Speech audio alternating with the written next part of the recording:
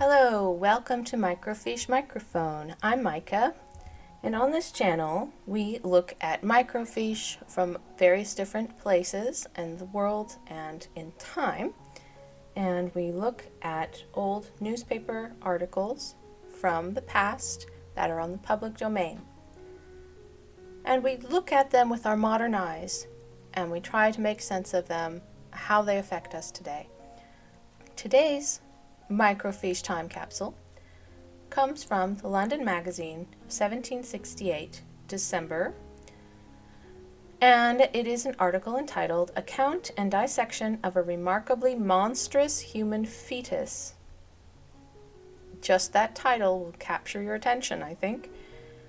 So I am not a doctor, I am not in the medical field, but I find medical things very fascinating, and that's what I'm looking at.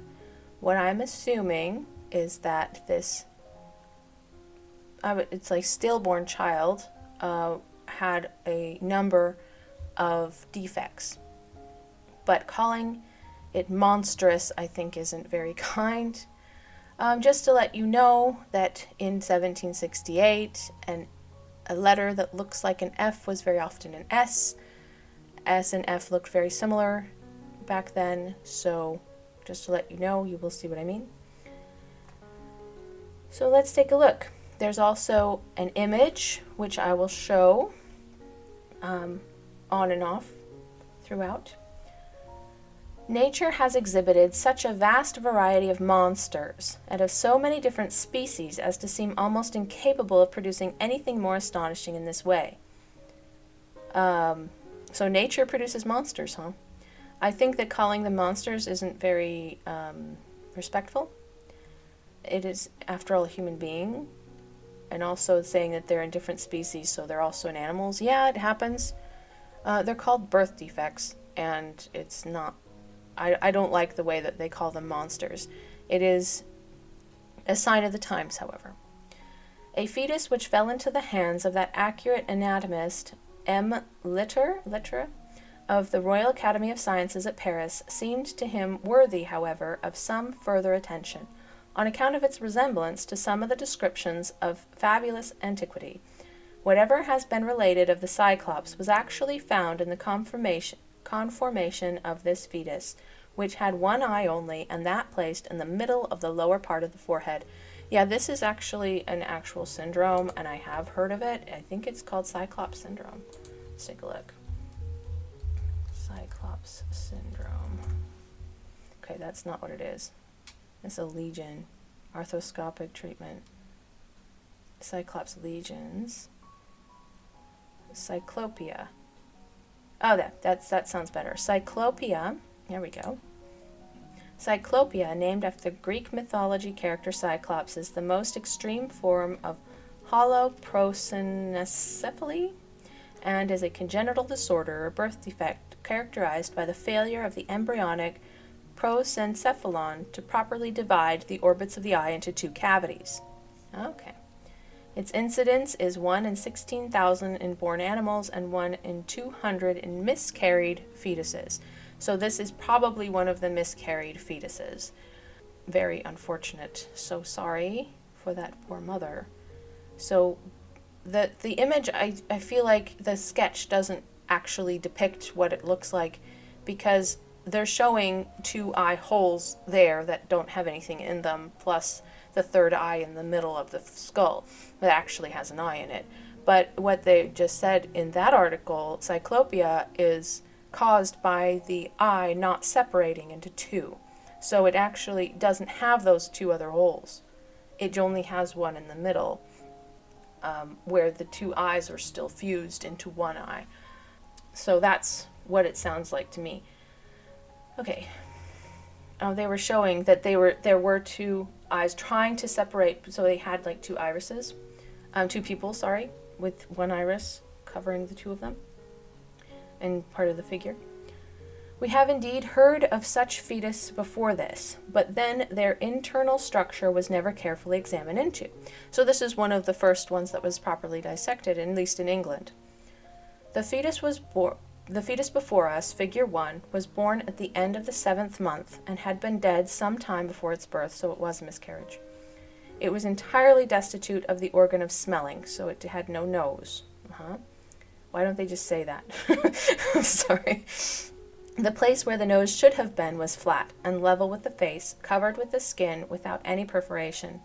All under the skin was absolutely solid, without the least marks to be found of the usual caverns for lodging the squamous bones of the membranes. So it had absolutely no nasal organs at all. I find that interesting, actually. I feel like this is more of a medical journal kind of an article. It should be in a medical journal, but apparently it was interesting enough for the general public that they decided to publish it in the newspaper. But that which the face offered the most singular was the position of the eye toward the bottom of the middle of the forehead. The bottom of the middle, yeah, it's like where your eyes go. It's just that there was only one, yeah? It had, however, 2 eyebrows in their usual places, with 2 eyelids, but no eyelashes. Okay? The globe of the eye was round, in the ordinary manner, and composed of the membrane called the conjunctiva, the sclerotic? I guess it's called sclerotic? I've heard of a sclera. I'm not sure what sclerotic was, but maybe it's the old word for it. And a cornea, which is of an oval figure. Through this cornea might be distinguished 2 small round bodies, one on the right and the other on the left side. Monsieur Litre, I guess that's how you say his name, on opening the globe, observed that there was no choroid, and the 2 little bodies were, as it were, 2 eyes under one common covering, or constituting one common globe. For each of these little bodies had its optic nerve, its retina, its ciliar ligaments, its iris, its vitreous humor, and its crystalline. It was the aqueous humor only that was common to both of these little bodies. Their several parts were all very small, excepting the 2 crystallines, which were somewhat nearer the natural size. The parts proper to each of these 2 little bodies formed a globe distinct from that formed by the proper parts of its fellow. They touched each other a small matter in the middle, but there is no communication between them, but by their vessels, which arose immediately from the sclerotic, the choroid, from whence they commonly arise, being, as it was said, wanting. What, therefore, herein seems most singular is, that nature should have enclosed 2 eyes under one covering at the bottom of the forehead. Yeah, I don't think that's the strangest thing here. You're weirded out that they only have 1 eyelid. There's only 1 opening. I don't know why it would have 2. Okay. Monsieur Litre opened the cranium of the presence of the 2 other very celebrated anatomists, and here he found the brain quite dissolved, and like unto a clear broth, without any formation of parts. Yeah, that's definitely weirder. Poor child. Or was it just the decomposition, because it had been dead in utero for a while before it was born? So, how did they get it out anyway? I feel bad for the mother. She must have really suffered. So was the brain dissolved from decomposition, or did it never form? 1 small cord only of a nerve was discernible, and that was found to be the optic nerve. It went out of the cranium through an aperture precisely in the middle, between those through which the optic nerves naturally pass, which were both here wanting. But it is remarkable that this optic nerve, though in appearance single, was really double, being both enclosed in the same capsule, and has been seen in other parts of the eye. The fetus afforded some other singularities, though not altogether so remarkable. The right hand had 6 fingers, and the 2 first arose from the thumb, as it were split equally in 2 down to the root. The tongue was not loose, the string being continued quite to its tip. He had a tongue tie, and a 6th digit. The epiglottis was no less so, and moreover it was reversed over the roof of the tongue. Oh, that's weird. So they had a whole facial deformity, which one vice of conformation must have been sufficient immediately to have destroyed the fetus. Yeah.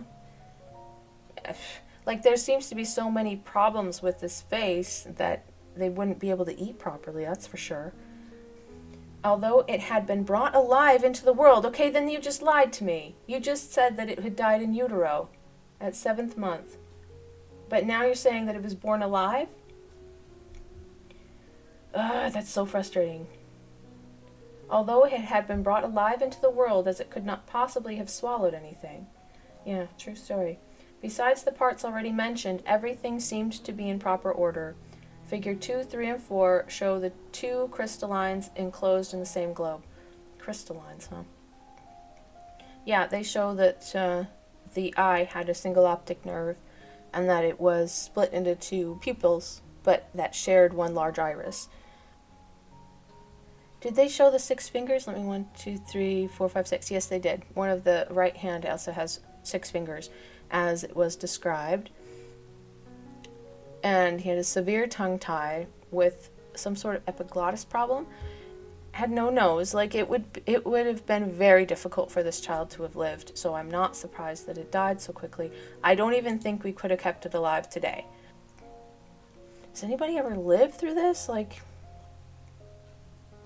Cyclopia occurs when certain proteins are inappropriately expressed, causing the brain to stay whole rather than developing 2 distinct hemispheres, which they also described here. This leads the fetus to having 1 optic lobe and 1 olfactory lobe, resulting in the eye and nose malformations of Cyclopia. So what he was describing in this case was fairly typical. That children with Cyclopia tend to not have any noses. So signs and symptoms. Typically, the nose is either missing or not functional. This deformity, called proboscis, forms above the center eye and is characteristic of a form of Cyclopia called rhinencephaly or rhinocephaly. Most such embryos are either naturally aborted, so miscarried, or are stillborn upon delivery. Although Cyclopia is rare, several cyclopic human babies are preserved in medical museums. Some extreme cases of Cyclopia have been documented in farm animals, horses, sheep, pigs, and sometimes chickens. In such cases, the nose and mouth fail to form, or the nose grows from the roof of the mouth, obstructing airflow and resulting in suffocation shortly after birth. That's what it sounds like happened here as well. That the baby was unable to breathe, basically, would never have been able to swallow in any form. And they described it as being born alive, which shocks me, because then they also okay, let me go back and reread that. The fetus before us was born at the end of the 7th month and had been dead some time before its birth. And then if you jump over to the other one, it says, the epiglottis was no less so, and moreover it was reversed over the root of the tongue, which one vice of conformation must have been sufficient immediately to have destroyed the fetus, although it had been brought alive into the world, as it could not possibly have swallowed anything. Is this like a theoretical? Because the way of speaking does not imply a theoretical. So I would say you're using an incorrect tense there. I would have said, which one vice of conformation must have been sufficient immediately to have destroyed the fetus, if it had been brought alive into the world, as it could not possibly have swallowed anything. Using the word although makes it sound like it was alive when it was born. Anyway, I understand why these things are necessary, and today we even see these kind of shows on TV. If you watch some sort of reporting on some sort of child with a birth defect, I've seen them, lots of them, about all sorts of different things, because we as people want to know what it is like for other people to live the way they do. So this kind of an article, I feel like, is going in that direction. I do not think it is sensationalizing anything. I think it's more for the pursuit of knowledge, and also for the benefit of people, considering that it's relatively common. I mean, according to Wikipedia, 1 in 200 miscarried fetuses have this condition. So if a mother ever wondered what in the world was wrong with my baby, it looked like it only had 1 eye and no nose, after it was born dead, then they would at least have answers. Yeah, this is what my baby had. I think that this was actually a very valuable article, even though it might feel a little bit like sensationalizing a person What I do object to is calling the child a monster. It does bother me also that they don't reveal the sex of the child, so I can't even call he or she. And I hate calling children it. That just doesn't feel right. Yeah. Anyway, I feel like this is very unfortunate that this condition exists. However, I feel like this article was quite informative and actually quite detailed as well.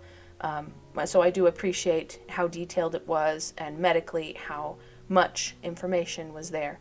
I do not appreciate the illustration, which I think was more on accounts and hearsay than it was actually seeing the baby. Besides the fact that this doesn't look like a newborn baby, the head is far too small in comparison to the body. The legs are much too long. They shouldn't even be laying down like that. They should be much more squished up into the body. The arms are too long. The body should be much longer in proportion. It should not have breasts. Like, what the world is that? Yeah, that bothers me. This baby is basically a child. Like that's about what my 5-year-old looks like proportionally. That is not what a newborn looks like at all. And newborns are all head and body. They have a long body and a big, big head. And they have very little stubby arms and legs. And that's perfectly normal. Plus the fact that they put these eye holes into them, and actually the ears are much too far apart. In the photos that I saw of actual cases, the ears are much closer into the face. They're more like on the cheeks. Because of the deformity bringing them in. I don't know if that was the case in this particular case, but it's clear that the illustrator had not actually seen the body that they were dissecting. Maybe it was too late to, maybe it just wasn't possible, I don't know.